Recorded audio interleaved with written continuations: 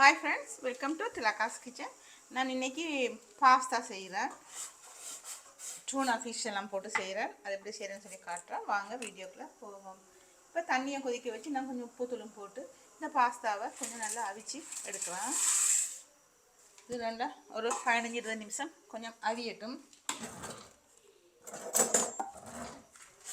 15-20 நிமிஷம் அவியட்டும்.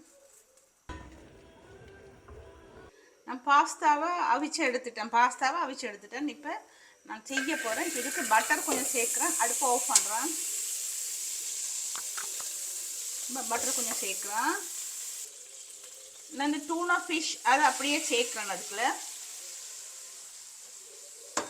இது நல்லா ஃப்ரை ஆகணும். இல்லாட்டி ஒரு பச்சை மணக்கும். நல்லா ஃப்ரை ஆகணும். இந்த எண்ணெயில் இது கொஞ்சம் ஃப்ரை ஆகணும். அப்போ தான் கொஞ்சம் இந்த டேஸ்ட்டு கொஞ்சம் கொடுக்கும்.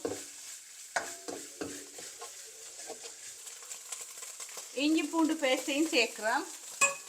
அதையும் அதோடு சேர்த்து நல்லா ஃப்ரையாக விடுறோம். இப்படி பச்சை வாசனையாக இருக்கும். அதோடு சேர்ந்து அது நல்லா ஃப்ரை ஆகணும். ஒரு மேசக்கரண்டி அளவு எண்ணெய் சேர்க்குறேன். ஒரு மேசக்கரண்டி அளவு வெங்காயம் ஒன்று வெட்டி வச்சுக்கிறேன். அதையும் சேர்க்குறேன். பெரியதாக வெங்காயம் வெட்டி வச்சுக்கிறோம். அதையும் சேர்க்குறோம். சேர்த்து எல்லாம் நல்லா மிக்ஸ் பண்ண விடுவோம்.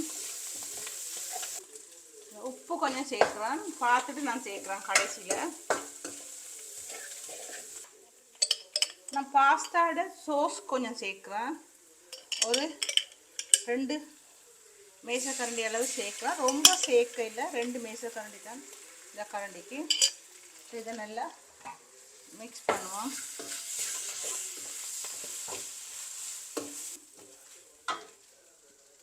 டொமேட்டோ சாஸ் கொஞ்சம் சேர்க்குறேன். தனி மிளகாய் தூள் கொஞ்சம் செய்கிற காரத்துக்கு சேர்க்குறேன்.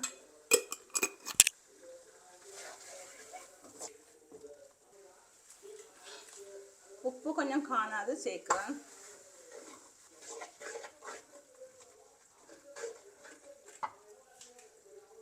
அந்த பாஸ்தாவை சேர்க்குறேன். இதுக்குள்ள எல்லாம் நல்லா மிக்ஸ் பண்ணி விடுறேன். நல்லா மிக்ஸ் பண்ணுறேன்.